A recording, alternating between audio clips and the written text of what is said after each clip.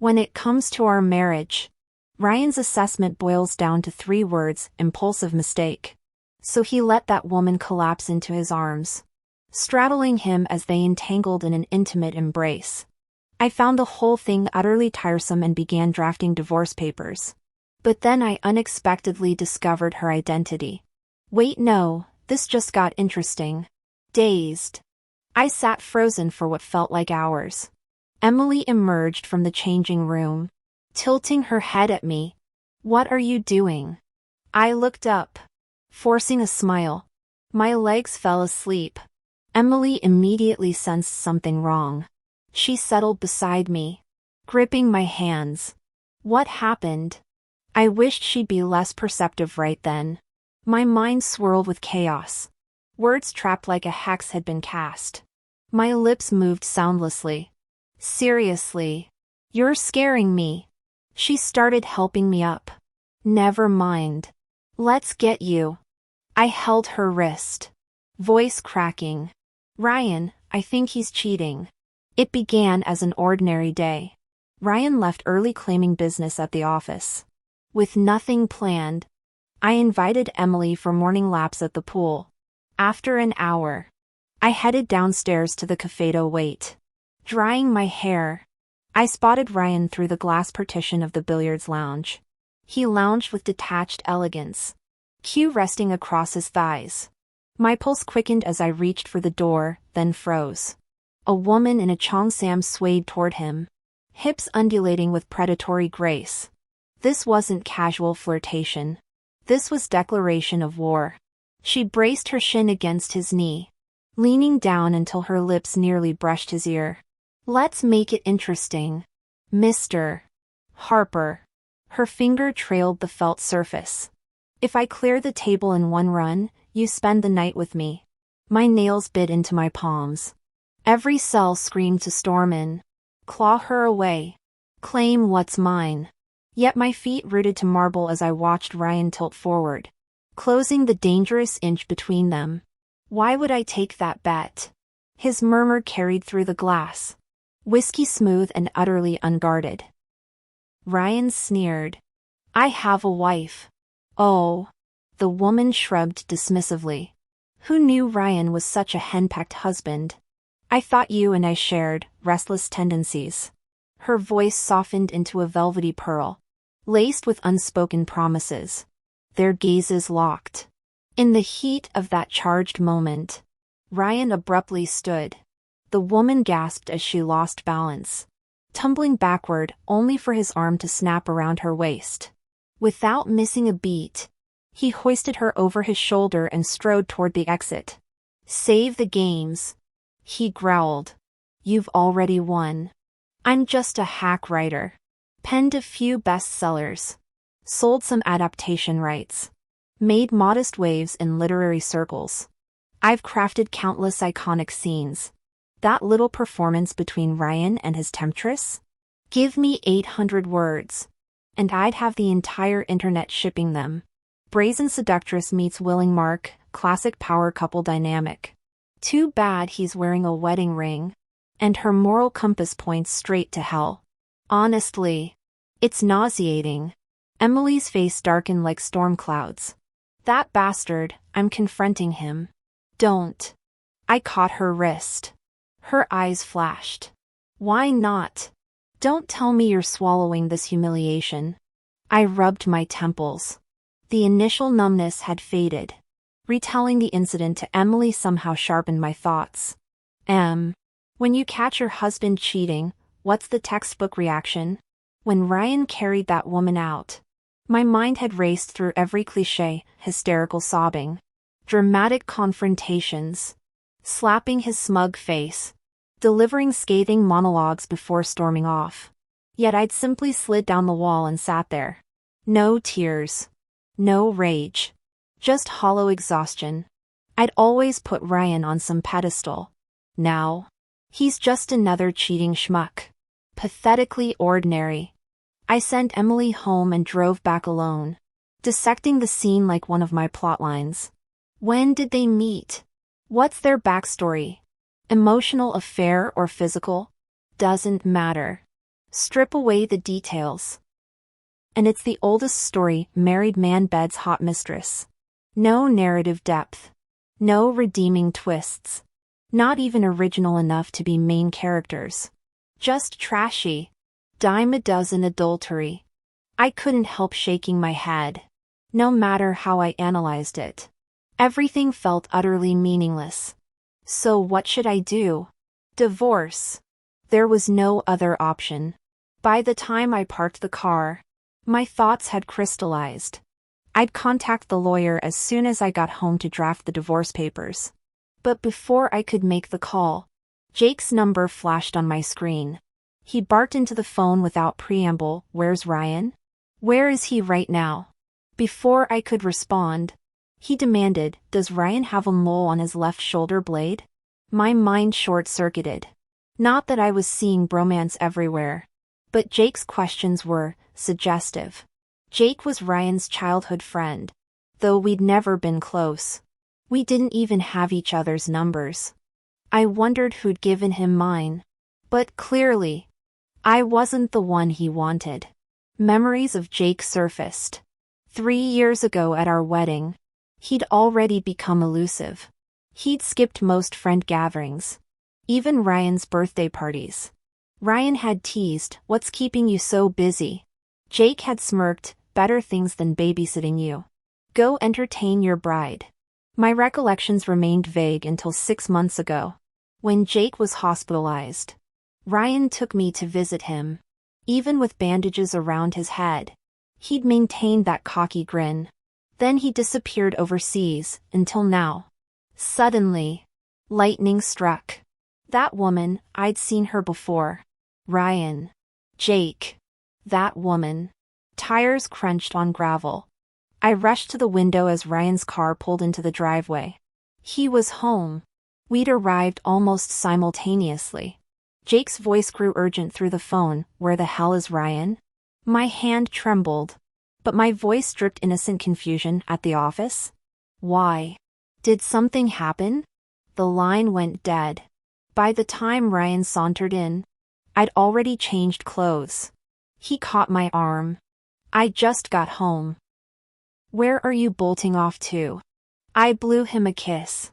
Grinning. "Hanging out with Emily." His laughter followed me out the door. Wild child. That woman. I'd seen her. 6 months ago. Jake Griffin unexpectedly landed in the hospital. Ryan took me to visit him. In the VIP ward corridor. Several bodyguards were restraining a disheveled woman with hollow cheeks yet defiant eyes. She remained silent.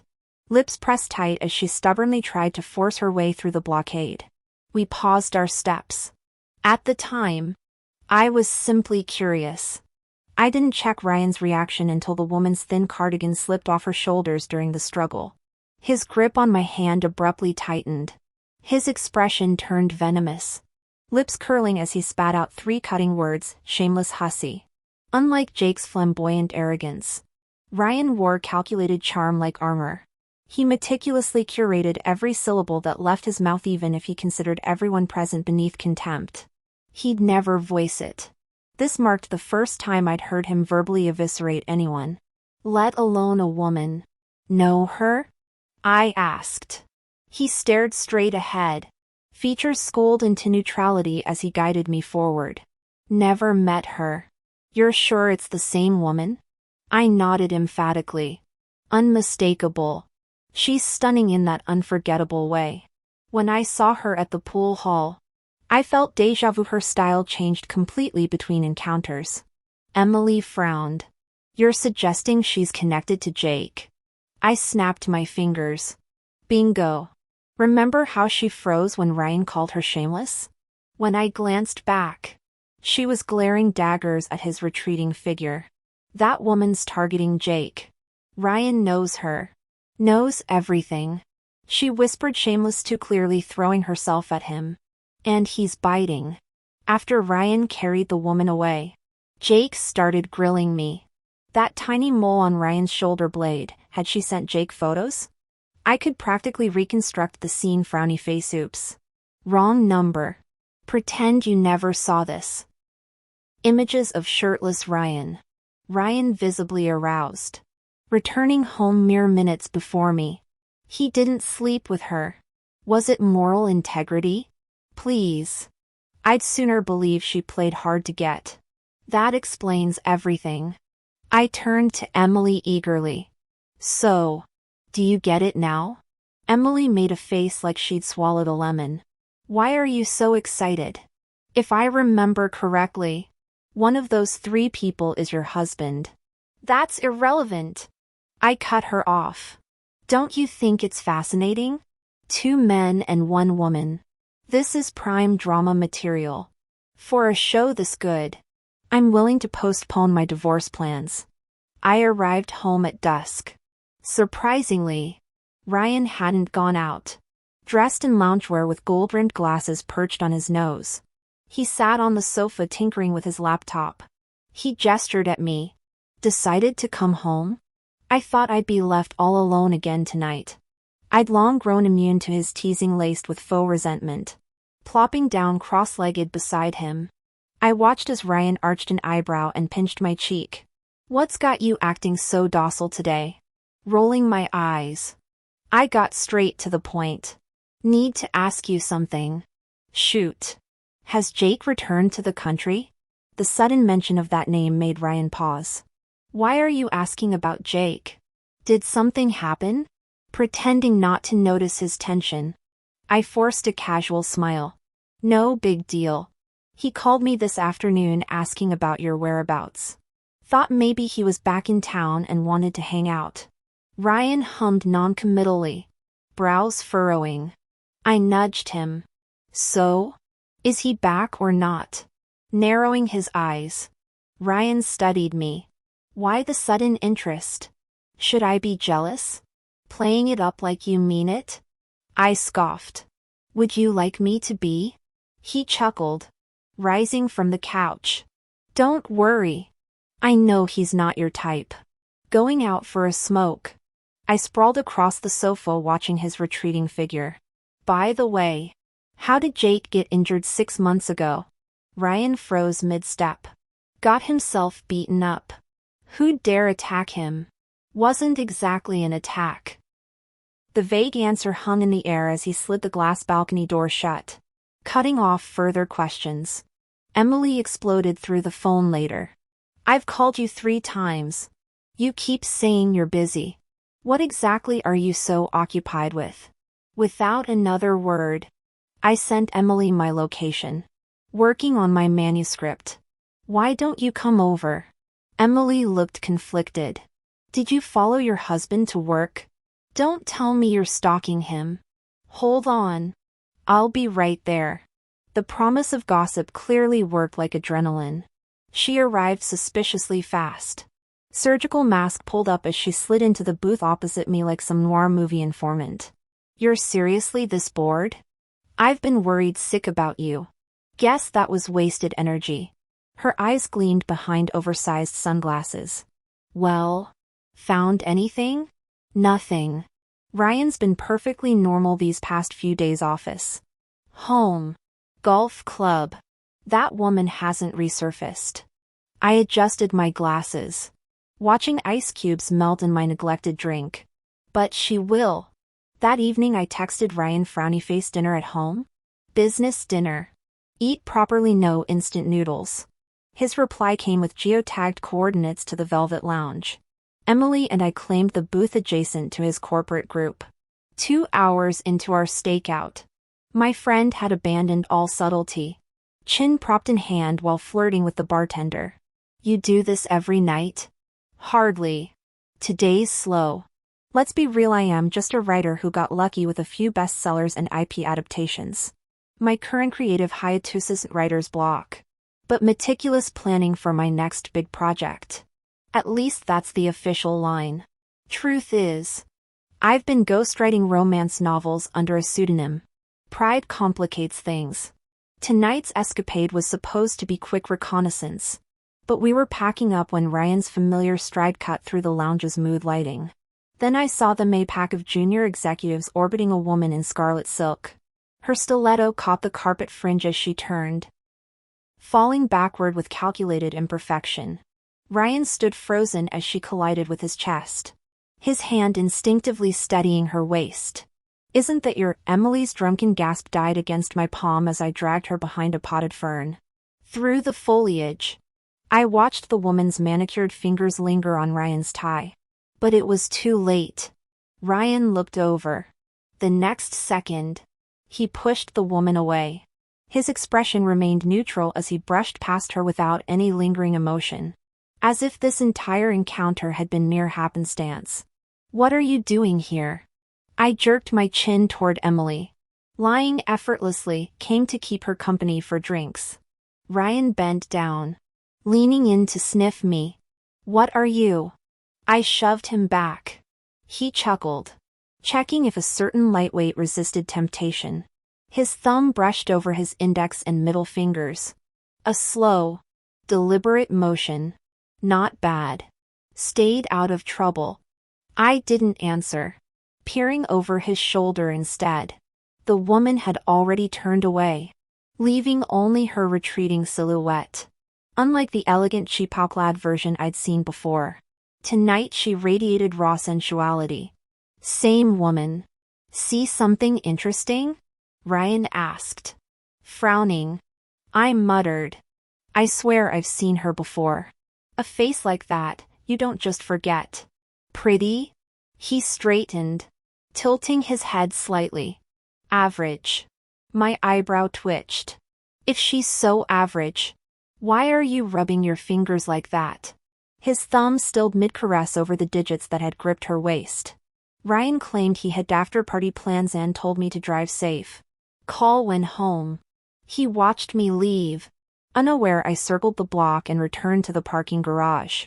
Less than a minute later, he had the woman pinned against a car door, her body pressed against cold steel. He twisted her wrist behind her back, closing the distance until his chest molded to her spine. She shuddered violently, a breathy whimper escaping as his graveled voice demanded, "Vanessa, what the hell are you playing at?" Her laughter tinkled. "Me? Shouldn't I be asking you that?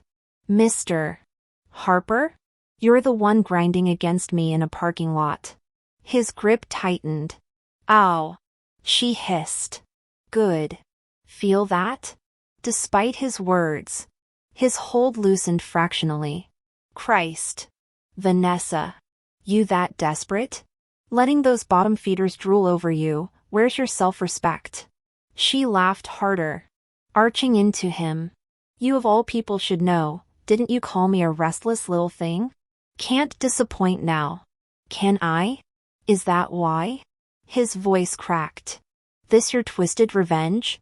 She rolled her hips back, tilting her head until her lips nearly grazed his jaw. Her whisper dripped honeyed poison. "And if it is? Why do you care? If you refuse to touch me, am I not allowed to seek others? Or are you jealous?" I took out my phone, zoomed in, and froze this moment. I've worked on several film sets. Directors always meticulously frame iconic scenes, set designs, lighting, every detail perfected. Yet Ryan and Vanessa effortlessly captured that atmosphere renowned directors strive to create. Truly, art imitates life, but life surpasses art. I redialed that number from last time, my voice trembling with tears. "Jake, do you know Vanessa Brooks? Who is she really?" I hung up after my monologue. When Jake called back, I declined, powered off my phone. The missing piece of this love triangle needed revealing. What fun otherwise. Ryan didn't come home that night. My 3 a.m. call went straight to voicemail. Next morning, I was blending green juice when he walked in, same clothes from yesterday, reeking of cigarettes. Exhaustion etched on his face. He changed shirts and rushed out. His car idled in the driveway. Tinted windows hid the passenger seat. Yet I felt unseen eyes boring into me. "I'll be busy these days. Don't wait up, take care of yourself." The car reversed and vanished around the corner. I finished my juice by the window, Then checked our gate surveillance. A woman's intuition never lies. There it was, Ryan driving home with Vanessa riding shotgun. What had he felt in that moment? Fear? Anticipation? Either way, the adrenaline rush must have thrilled him. Ryan always craved that heart-pounding excitement. Jake returned faster than expected. Fresh off the plane, he cornered me at our doorstep. How much do you know? Not enough. But my imagination filled the gaps. Silent. I handed him my phone with trembling hands. The damning photo glowing on screen. His expression darkened with each passing second. Finally, he looked up with icy laughter. Brilliant. As he turned to leave, I called out, "Don't you want the full story? Come see." Jake's connections proved sharper than mine. One call later, he had Ryan's location pinned. He had the gas pedal floored the entire way.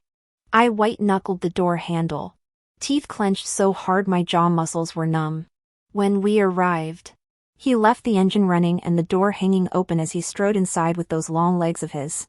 I scrambled to keep up, shooting Emily a location pin with the text, "Drama alert. Get here ASAP." 3 minutes later, Jake, Ryan, Vanessa and I stood in tense confrontation. Vanessa seemed tipsy, half supported by Ryan's arm with his jacket draped over her shoulders.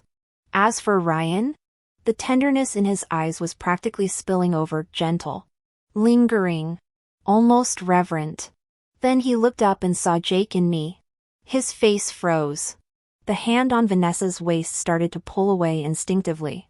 But Jake was faster, his fist connected with Ryan's face before any of us could blink. "This your little side piece?" Jake snarled.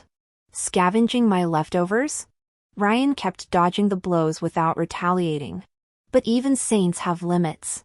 After taking a few hits, Ryan caught Jake's wrist mid-swing. "Enough," he growled. "You really want to make this spectacle public? It's not what you think. Let's go somewhere private. I'll explain."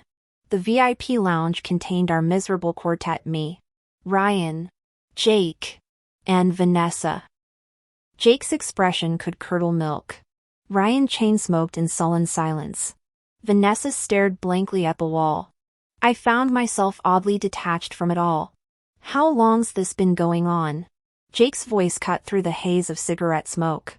Ryan took a final drag before stubbing out his cigarette. "You really think Vanessa and I?" He massaged his temples. "I swear there's nothing between us. She needed help with something. That's all. Ask Vanessa yourself." The sound Vanessa made wasn't quite laughter. Her gaze locked on Jake. "Too busy to see me? Just some casual fling? About to marry someone else? What I do now is none of your concern." Jake's jaw worked silently. Ryan studied the carpet. Then he stood abruptly, reaching for my hand. "Let's give them space. I'll explain everything when we get home." I followed without resistance, the lounge door swinging shut behind us. Sophia was sitting on the lounge couch in the lobby. She immediately stood up when she saw us emerge. I gave her a slight nod and flashed an okay sign. The entire ride home with Ryan passed in silence. He walked ahead of me without making eye contact once. "I'll shower first. Wait for me," he said, disappearing into the bathroom for over half an hour. When he finally emerged in a bathrobe, I'd already packed my essentials, important documents and change of clothes neatly fitting into one suitcase. He froze mid-hair drying as I handed him several sheets of paper. "What's this?" His voice cracked. "Divorce papers." The prolonged silence broke with Ryan's sigh. "Sophia, you're being impulsive. Let me explain about Vanessa." I checked my watch. "All right. Explain." Rubbing his temples, he sat across from me. "Remember how you asked about Jake's injury 6 months ago? He got hurt protecting Vanessa. For 3 years. He'd been dating her incognito in that urban neighborhood until his cover blew. He dumped her when the novelty wore out. But I know he never fully moved on. Why else would he flee overseas? Before leaving, Jake hinted I should help Vanessa if she ever needed it. I'm just keeping a promise to a friend. Sophia. His earnest expression mirrored the day he proposed, vowing eternal love. I found myself zoning out. That's it? After all my curiosity about Jake and Vanessa's history, this anticlimactic explanation left me bitterly disappointed. Got it. Now sign the papers. You don't believe me? Hurt flashed across his face. Do you truly think I'd betray our marriage? Even if I wanted to cheat. Why would I go after my best friend's ex? I struggled for words, finally muttering, Ryan, you're smart but don't underestimate others. This is getting painfully awkward. I am cringing so hard I could dig a mansion with my toes. Let's spare ourselves. Leaning forward, I added coldly, here's alternative phrasing. I've got concrete evidence about you and Vanessa. Sign the divorce unless you want the scandal blowing up your friendship with Jake. No dramatic showdown, but securing signed divorce papers counted as victory. Later at the bar, Emily pressed for details about the night. Total letdown. I sighed, swirling my drink. Built up like premium drama. Crashed into cheap soap opera. Predictable plot twists. Zero emotional payoff. Boring. Utterly tedious. Ryan and I had agreed to visit the city hall in 3 days. During this period, he moved to another apartment so I could clear my belongings from the villa. He agreed immediately when you brought it up? Emily asked. What else? No attempts to reconcile? No fighting for you? He's the one who messed up. How can he act so self-righteous? I patted Emily's head, still unmarried. Always clinging to romantic illusions about love and marriage. Like believing wrongdoers must wallow in regret. Or that loss inevitably brings epiphanies. Reality? Life offers endless choices. Can't live without you only applies when you're irreplaceable. Ryan and I clearly didn't reach that threshold. To him, Vanessa wasn't worth jeopardizing his ties with Jake. Neither was I. After the initial embarrassment and defensiveness, he'd regained his gentlemanly composure. Believe it or not, Vanessa and I never crossed any lines. Still, I wronged you. Let me know if you ever need anything. I smiled graciously, accepting this hollow offer. A week later, we both attended the wrap party for the hit drama Human User Manual.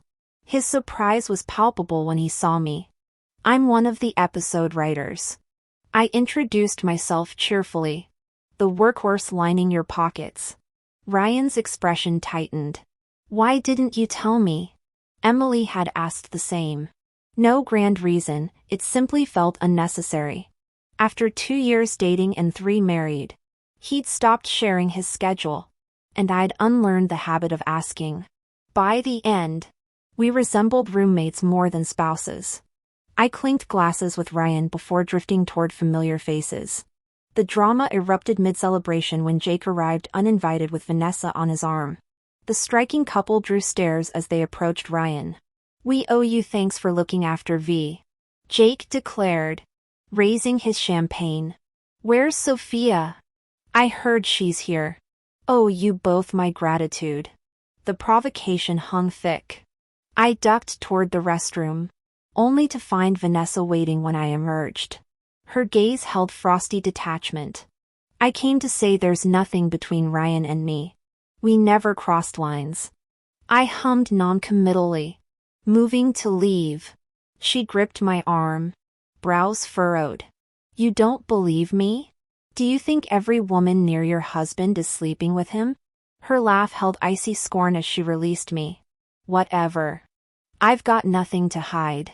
The sheer audacity of her moral posturing left me speechless. But Vanessa made a fatal mistake challenging a damn wordsmith to semantic debates. This time it was me gripping her wrist. With a smile, I asked, You saw me that day, didn't you? Vanessa's eyes flickered briefly before regaining composure. I don't know what you're talking about. She knew. That day when she'd provoked Ryan and got carried away by him. There'd been that split second when she looked up and met my gaze.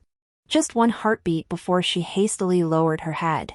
That frantic movement told me everything. She'd not only seen me, but recognized me too. Yet she let events unfold without intervention. You might claim clear conscience. But why should others believe you? I tilted my head. Does Jake still touch you? Men and their double standards. They'll bed anything that moves. Yet call women tainted afterward. Vanessa paled, frozen in place. I nodded courteously and walked away. Jake was getting engaged. His transatlantic flight home served this primary purpose, meaning Vanessa was never in the running. Ryan approached me later, requesting my company at the event. Help me this once. Name your price. Why? He rubbed his neck awkwardly. Jake doesn't know about our divorce yet. Instant understanding dawned. This mirrored his reason for agreeing to our split. Initially, avoiding confrontation with Jake carried too high a cost. For this, he'd dissolve our marriage and now humble himself before me. I accepted, taking his black card. Practical considerations dictated my compliance. With divorce papers still pending, maintaining surface civility proved wise. Better to keep him playing gentleman than provoking his ruthless side. What began as passive attendance transformed into spectacular drama. Vanessa stormed into the engagement venue like tragic royalty. Before the glittering crowd, she demanded Jake acknowledge their relationship. 3 years together. You love me. I'll support you like before. Money means nothing. Let's leave this farce. The ballroom erupted. Tears glistened in Vanessa's eyes. Her expression achingly vulnerable. So consumed by her performance. She missed Jake's glacial detachment. He signaled security. My ex. Never recovered from our breakup. My apologies. As they dragged her away. Vanessa's initial shock melted into wild hysteria before silencing completely. The incident dissolved like sugar in champagne glasses clinked. Laughter resumed.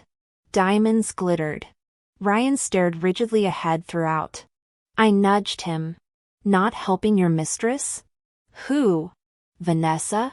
He didn't blink. She stopped being my concern the moment she targeted Jake. His smile never reached his eyes. Besides, you're still technically my wife. The unspoken truth hung between us in this gilded world of mergers and acquisitions. Even hearts came with terms of service.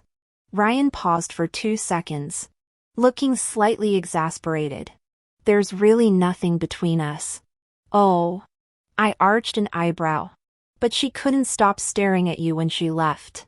The woman clutched at his sleeve like a drowning woman grasping driftwood, throwing pleading glances at Ryan. He didn't even spare her a sidelong glance. Our divorce went through with absurd ease. No shouting matches. No thrown vases. Just 2 adults quietly signing papers at City Hall. We even shook hands afterward like business associates concluding a deal. I didn't keep tabs on whatever soap opera Vanessa and Jake were acting out these days.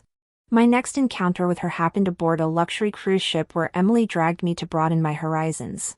Ryan was there too. We exchanged curt nods that barely qualified as acknowledgement. Later, while I leaned against the railing savoring the ocean breeze, Emily came barreling over. Holy shit. Vanessa's here. She just accidentally spilled champagne all over Ryan's shirt. The way she was pawing at his chest. Couldn't tell if she was cleaning up or dry humping him. She snorted. But get this, Ryan grabbed her wrist and pushed her away like she was radioactive. Since when did he become Mr. Chastity Belt? I propped my chin on my hand. Funny how he acted like a horny dog in heat when we were married. But now that we're divorced? Suddenly he's Saint fucking Francis. Emily studied me. Still got that razor tongue? I see. Good. For a while I thought you were just putting on a brave face.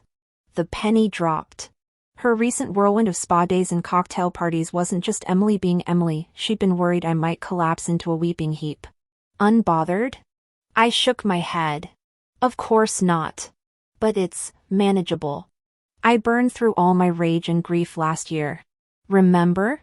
You flew back from Paris just to scream sense into me. We lapsed into silence, the unspoken hovering between us like smoke. Vanessa found me near the Champagne Tower later. Our eyes met, and for a heartbeat I saw raw panic flash across her face before she schooled her features. She turned to leave, then spun back abruptly. You shouldn't hate me, she declared with missionary zeal. You and Ryan barely had any real connection. If anything, I helped you see his true colors. You should be thanking me. The sheer audacity left me momentarily speechless. What fascinated me most wasn't the words themselves, but how utterly convinced she appeared. No sarcasm, no hidden agenda, just bone-deep certainty. What makes you so sure about our marriage? Her lips curled into something between a smirk and a grimace. I did my homework before targeting Ryan to get back at Jake. You were his employee for 3 months before quitting to play house. A pretty face trading youth for security. How much depth could there really be? For 30 seconds I simply stared, struck by the surreal realization that this woman and I shared fragments of the same broken mirror. Against all logic, I wanted to pull up a chair and compare shards. Did you know I write novels? Oh, you didn't. You probably thought I was some unemployed mooch living off Ryan. Then you likely also don't know my royalties are in the 8 figures. Not that it matters.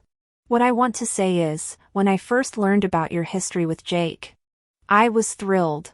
Jake got injured saving you, then broke up with you, refused to see you, and left the country. Classic unresolved tension. But no matter the circumstances, as this bold, radiant protagonist, you wouldn't cry in shadows. You'd scheme to force Jake out of hiding.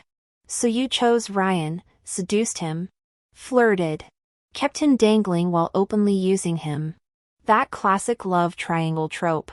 The emotionally constipated Jake, drowning in regret after belatedly realizing his feelings. Ryan, the powerful man who sees through your games yet willingly becomes your pawn. What reactions did you anticipate? Jake storming in to claim what's his. Ryan declaring war on the world for you? Vanessa's reaction told me she thought exactly that. Funny, so did I. I eagerly awaited their showdown. Reality proved bitterly disappointing. Ryan didn't even struggle before releasing Vanessa. Just excuses. Justifications.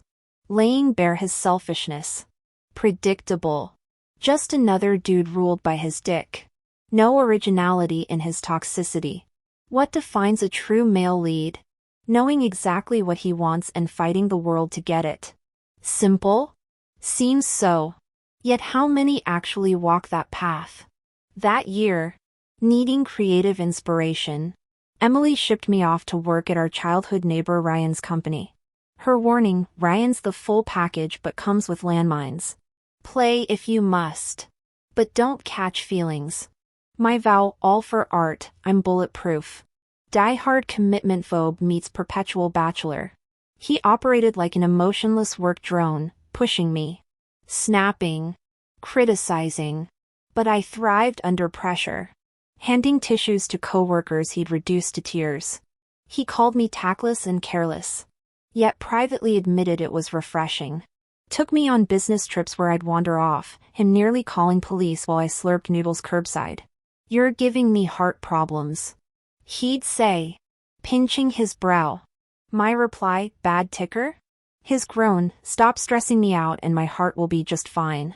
When he asked why I took research so seriously, I said, excellence demands immersion. Flimsy research breeds unconvincing stories. He'd walk me home under midnight skies. Drape his jacket over me when I dozed off. That night I asked, you into me? He covered my eyes. Voice strained, I've been holding back for months. And you just blurted out. In my novels, love persists through storms. My characters fight, bleed, but never stop choosing each other. As for the other NPCs, they were merely paper-thin characters padding the story flat and flavorless. When Vanessa said there was no real affection between me and Ryan, I understood. In her narrative, I was just another disposable NPC. If I were to rewrite this story, Jake, the emotionally detached heir who initially saw you as another conquest, gradually discovers genuine feelings. He nearly dies for you, recognizes the danger of his obsession, and tries to walk away, yet ultimately surrenders to passion, defying all conventions to claim you. Ryan, the cynical tycoon who avoids romantic entanglements after being trapped by a gold digger, lowers his guard only for you. He knowingly lets himself be manipulated, protects you unconditionally, sacrifices his friendship with Jake, and embraces public scorn to stand by your side. Vanessa's breathing grew ragged as I spun the tale. I exhaled slowly, smoke curling between us. These are the standards for male leads. Ordinary men don't qualify as protagonists. Her fingers tightened around her wine glass. By that logic, I continued, what makes you the female lead? Vanessa? Your existence only matters when contrasted against male characters? I remembered believing Ryan and I were fairy tale protagonists. Our love felt extraordinary. I who never wanted marriage kneeling to accept his proposal. He who avoided commitment begging me to be his wife. I need you, he'd vowed. In sickness and health, poverty or wealth. Then came the night I overheard him tell friends, got carried away. That's all. The business trips lengthened. Golf outings replaced dinners. On my birthday, he stared through me like a stranger. Stop nagging. You got your night out. Didn't you? My screams. The miscarriage. The empty pill bottles through it all. Emily flew back from Paris to slap sense into me. Have you forgotten? You only dated him to research character development. During my year of recovery, I learned this bitter truth: there are no storybook princes. No grand epiphanies. No redemption arcs. Ryan and Jake will move past us like commuters stepping over subway grates. No karma. No consequences. So tell me, Vanessa, if you're only the heroine because of your male counterpart, you'll eventually get recast. If I'm the protagonist? I stubbed out my cigarette. The embers dying. That crown only fits if I forge it myself. The day I left, Vanessa was crouched on the ground hugging herself, sobbing uncontrollably. On that crisp autumn morning, I drove away from the city without any particular destination, letting the road take me wherever it would. Eventually I settled in a nondescript town, meeting new people, witnessing different lives, and forming fresh connections.